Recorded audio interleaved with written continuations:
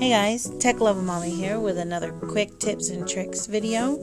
This one's on task view, or I call it multi-desktop mode. I'm going to show you the different ways you can use it and how it benefits someone like me. I use my computer for work, personal, and for school. I like to find things that help keep me organized for the most part. In one day I could be juggling work and personal things like content creating, and also with my schoolwork, studying and research. Typically I only have like 3 desktops opened up.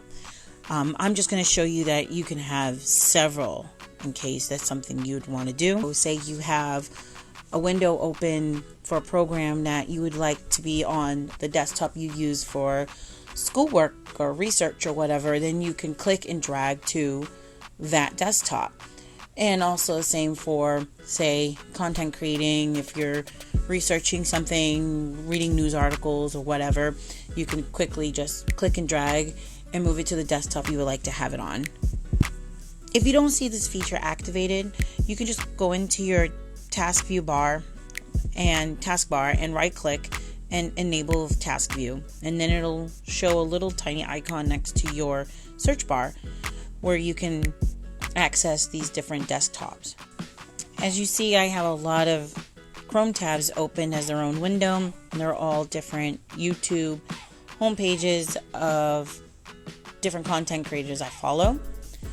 Obviously, it's not everyone that I follow. These are just some of the people I thought of on the top of my head. Much love to them, and much love to you all who also follow me and have a YouTube channel.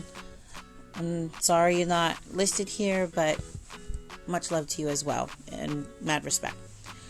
So as you can see here, you can easily just bounce around from different desktops, maneuver and windows to move around to different desktops. It's a feature I actually do kind of like, and I use to help stay a little bit more organized, and hopefully it'll help you out as well. Automatically, the option for your activity to be shown in your task view is already enabled, so you have to go in and disable this feature if you don't want to show your history.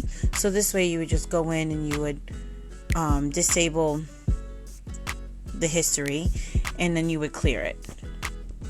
So you can just easily search activity history and click on pretty much the first thing that shows up. And also when you start to close out of each desktop, it just takes all those applications and windows you have open and pushes it over to the one before. And it'll keep doing that until you only have one desktop. So you don't have to worry about accidentally closing a whole bunch of programs at once because you've removed a desktop. So that's nice. I appreciate you stopping by, checking my video out. Thanks for watching. Till next time. Bye. Downtown, I got that heat, let's go.